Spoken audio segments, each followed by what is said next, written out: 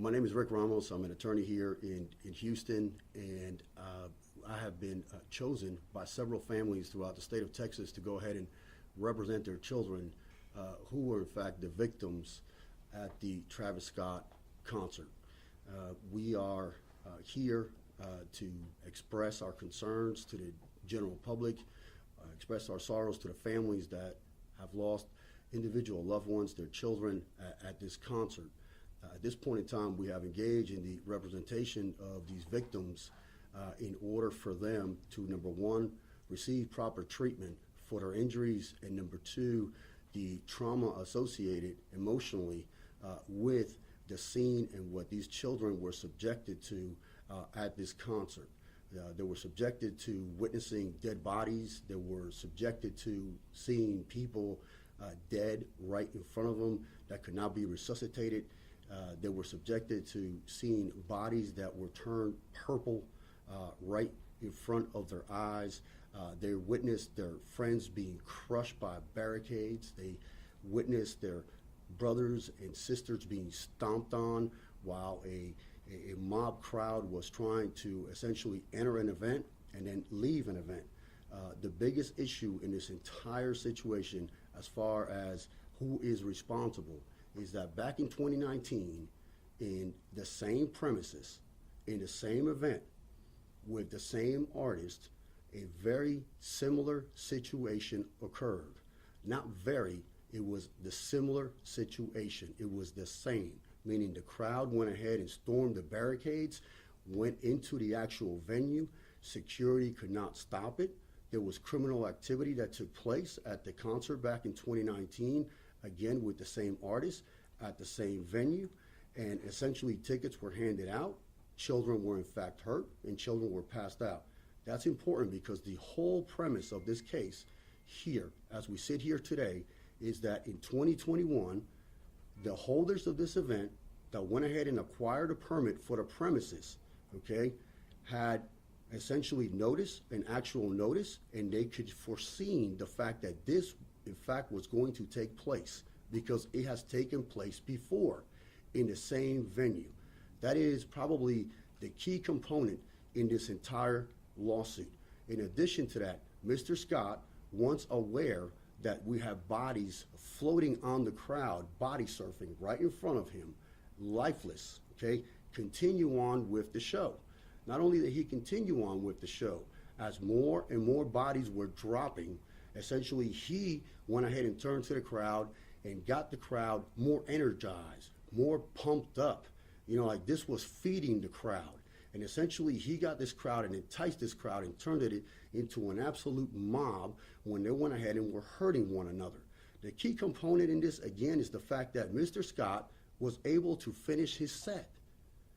This concert did not stop. He stopped for a second to just witness an ambulance coming down, which put him on notice of what was going on, along with the dead bodies in front of him. Yet he continued on to the last song, knowing that these kids were out there dropping like flies, dead bodies, kids passing out, kids that could not be resuscitated, and kids that were being trampled on right in front of his face.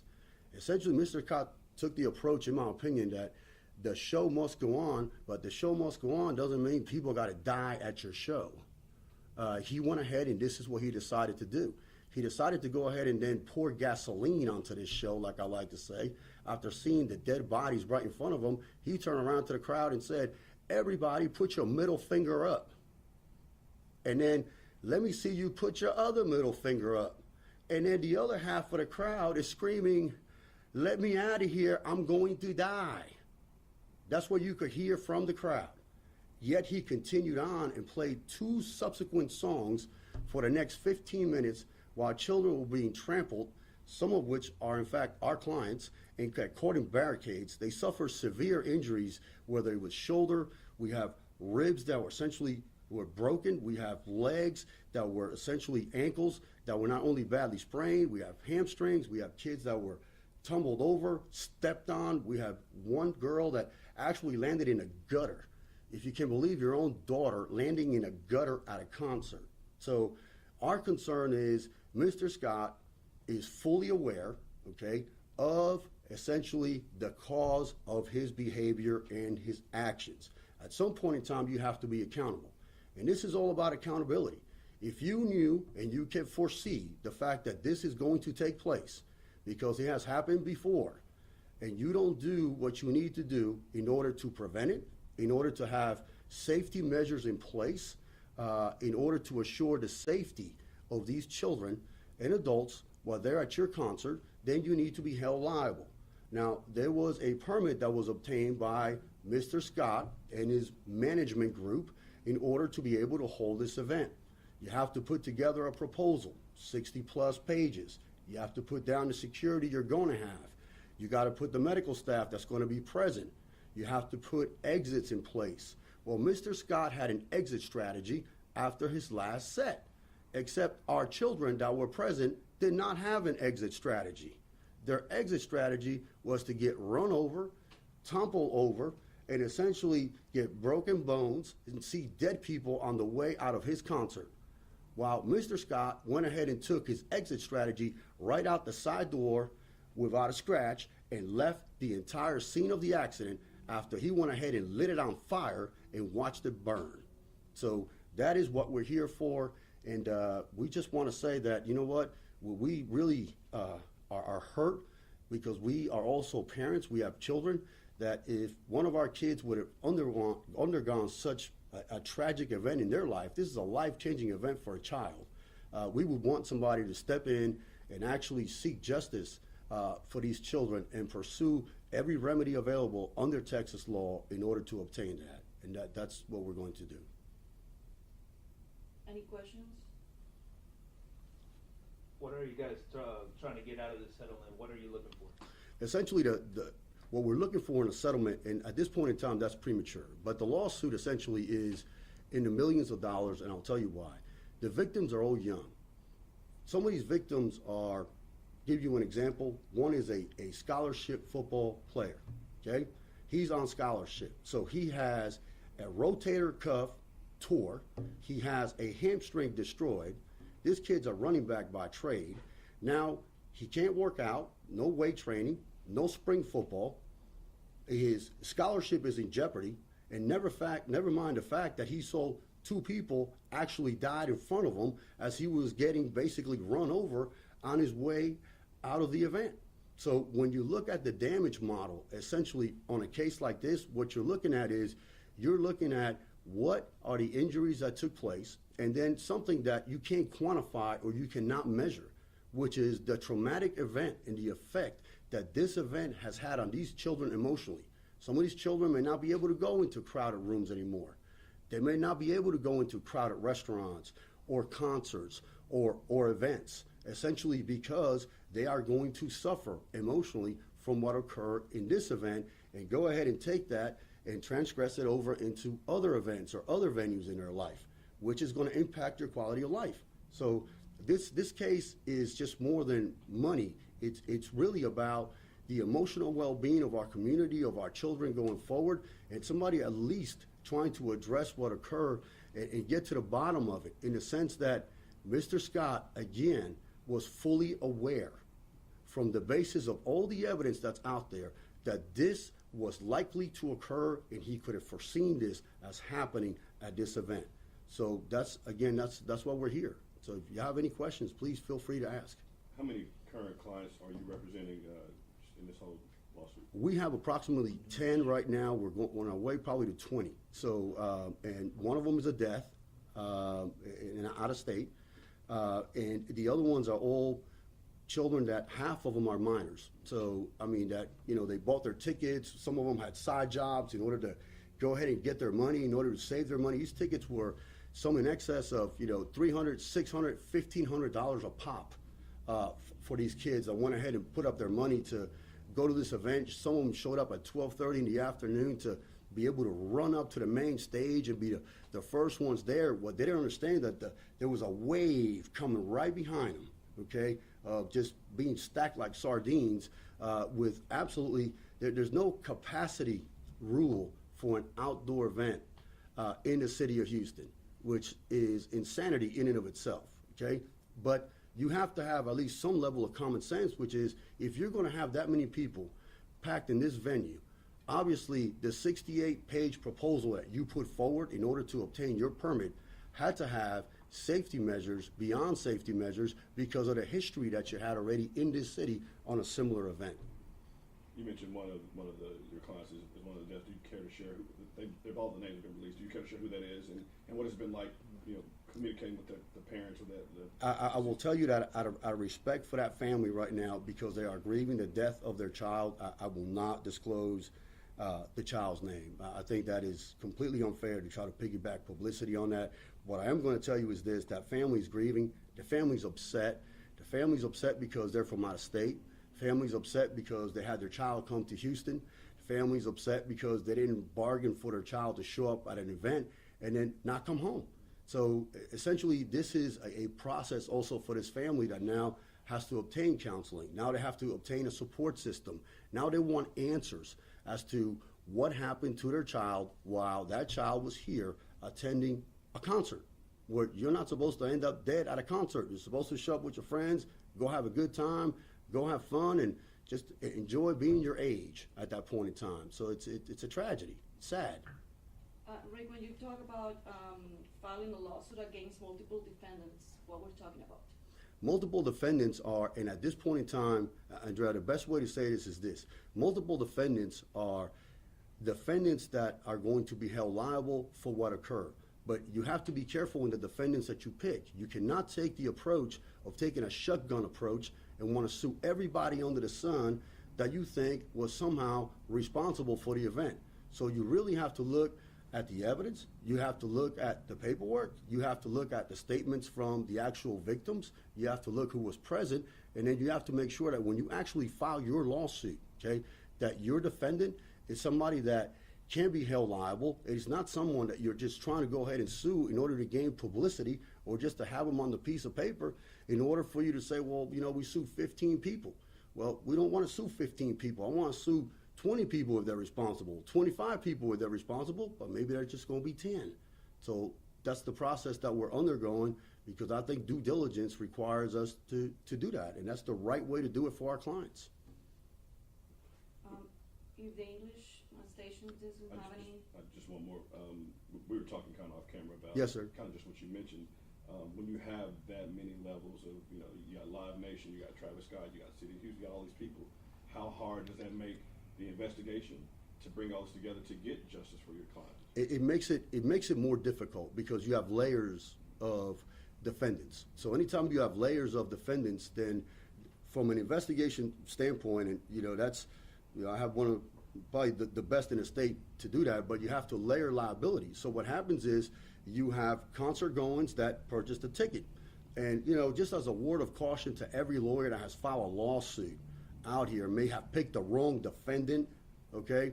If you filed a lawsuit against somebody that may have sold you the ticket, you may have to go deal with an arbitration clause under that ticket, which means a motion to abate, which means you are doing your client no justice, okay? Once they file a motion to abate, that means to stop the lawsuit so they can go ahead and enforce an arbitration clause, because state of Texas favors arbitration. So you got to be careful how you lawyer this case for your victim in order for them to get the best result possible, and not just go into the system and then you're at a standstill.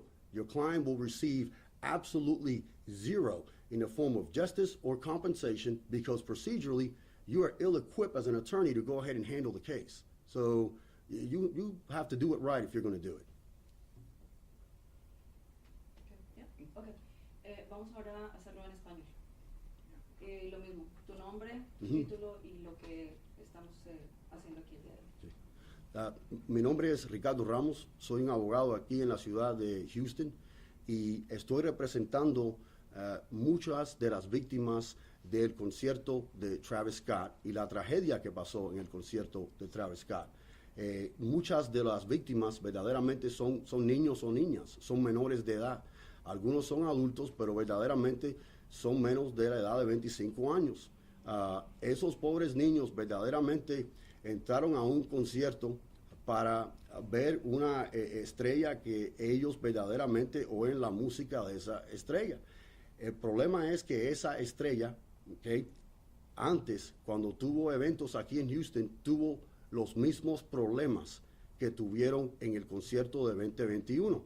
Lo que pasó es que los niños van a entrar entonces a en un evento y verdaderamente lo que están haciendo es entrando en la misma situación que pasó en 2019 y verdaderamente ellos no entienden esa situación porque a lo mejor no estuvieron ahí, a lo mejor no entienden lo que está pasando. Entonces lo estamos poniendo verdaderamente en el concierto y verdaderamente Travis Scott y la gente que manejan a Travis Scott pusieron los niños en una posición donde entran al evento y entonces lo ponen a esos niños verdaderamente como sardinas. Lo ponen unos arriba de los otros y lo empujan y lo empujan y lo empujan y lo empujan hasta que entren todos los niños posibles que pueden entrar en un paquete que verdaderamente vamos a decir que mide esto y están entrando más o menos este número de niños. Y verdaderamente los niños siguen diciendo con la misma historia.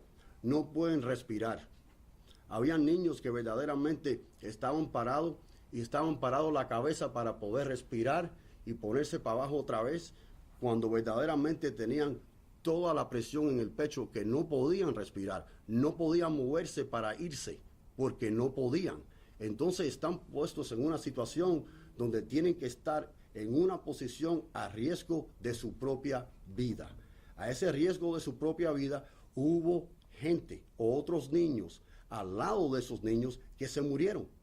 Esos niños vieron otros niños al lado de ellos en el piso, verdaderamente cambiando colores en su cara, alante de ellos, cuando alguien trató de entrar a ayudar a esa persona y no pudieron.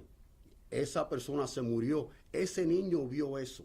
Ese niño fue a un concierto a oír música, no a ver a alguien que se muriera alante de ellos. Arriba de eso, los niños verdaderamente están en un concierto y no hay salidas, no hay seguridad, no hay nadie que pueda ayudar a estos niños. Estos pobres niños verdaderamente estuvieron ahí, muchos de ellos, gritando, ayúdenme, ayúdenme.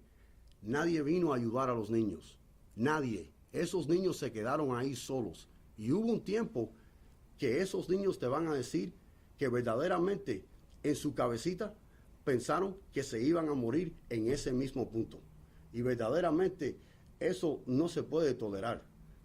Eso no puede pasar en esta ciudad, no puede pasar en ninguna ciudad, porque los niños de nosotros verdaderamente como mamá y papá lo ponemos en un concierto para que los niños vean algo que verdaderamente puedan disfrutar, no a que los niños verdaderamente lleguen para la casa o no lleguen para la casa y después vienen tan dañados emocionalmente y físicamente que verdaderamente ahora tenemos que recoger estas piezas y tratar de arreglar lo que podemos para ayudar a los niños. Y esa es la tragedia que pasó en todo esto. ¿Puedes hablar de uno de tus clientes cuando estabas describiendo que él estaba buscando una beca para estudiar y ahora quizás ya no lo pueda lograr por todo el daño que sufrió físicamente? Y también lo que ocurrió con el artista cuando mostró el dedo y todo lo que pasó. El niño verdaderamente es un niño bien lindo. Un niño verdaderamente, más de 6 pies, niño ancho, respetuoso, bonito el niño verdaderamente, y juega fútbol americano. Y el niño verdaderamente pues tiene beca para jugar fútbol americano. Ese niño fue y atendió ese concierto y salió de ese concierto más o menos diciendo que no hay posibilidad que ese niño pueda jugar fútbol americano otra vez como lo jugaba antes, porque no va a poder. Tiene un hombro verdaderamente rotado que está roto.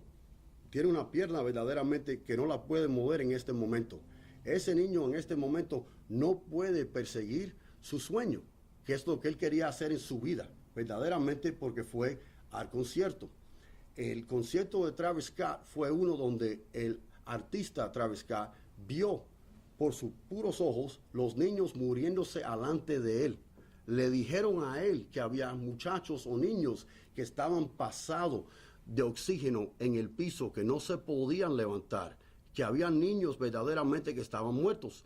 El señor Scott decidió seguir con el concierto mirando y sabiendo que todo esto estaba pasando alante de él. Y su reacción verdaderamente fue, bueno, si ustedes están viendo esto, pues levanten la mano y enséñenme el dedo del medio para ver que ustedes están respondiendo a lo que yo estoy diciendo, que es verdaderamente la energía más, verdaderamente para poner más gasolina a esto, para que los niños pues se siguen verdaderamente desmayándose alante de él porque no pueden respirar. Y eso fue, continuó hasta que acabó el concierto.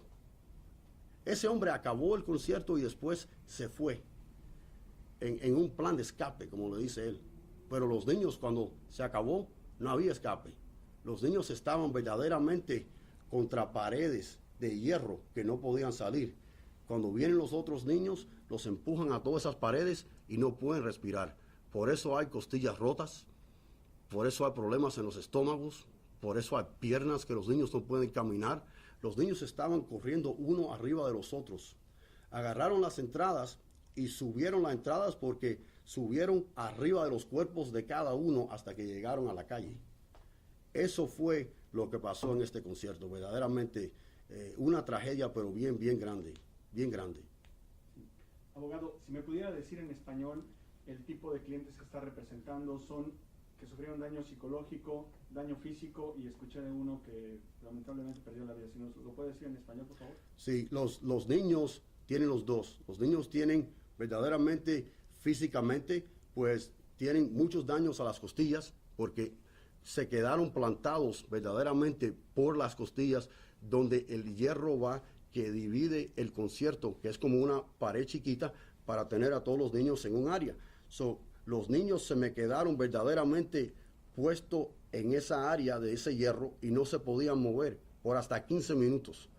Tengo costillas rotas, tengo las piernas verdaderamente que en este momento le están haciendo los exámenes a los niños. No sabemos el extent de qué es lo que le pasó en las piernas, pero los niños verdaderamente no pueden caminar. Muchos de ellos ahora no pueden casi respirar, tienen muchos problemas porque les duele mucho las costillas y el pecho todavía.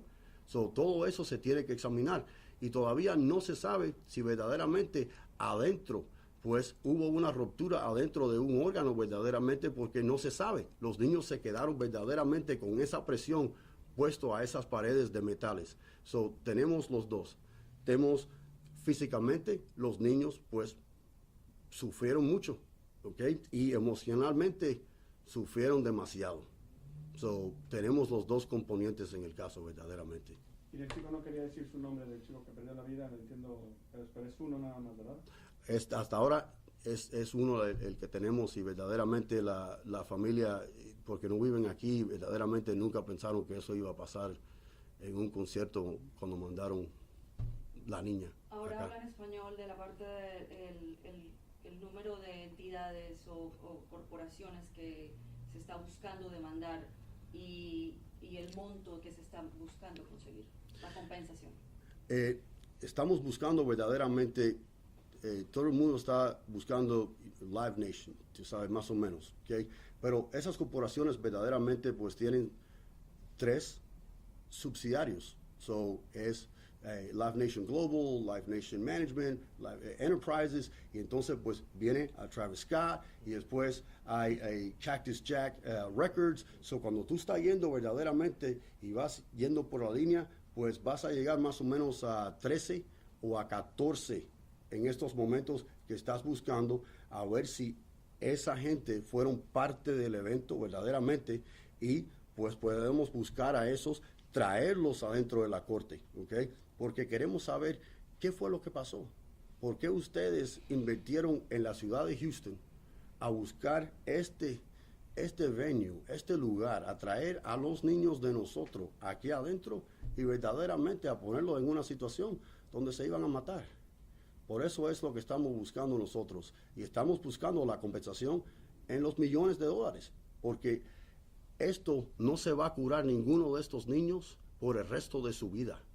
Esto va a quedar aquí hasta que esos niños no estén aquí con nosotros.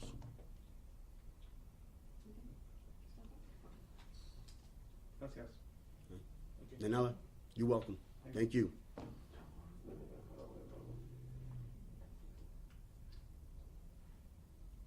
guys want to cut away from him walking in the hall or something? Do you guys want to?